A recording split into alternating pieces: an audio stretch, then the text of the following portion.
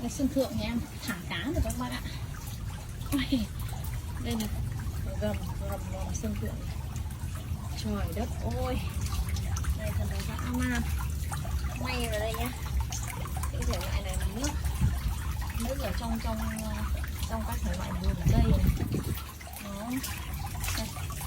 Yêu em thả cá rồi các bạn. Rồi ôi, rồi ôi, lá cây rụng điểm xỉa, hoa hoét này, cây quả này.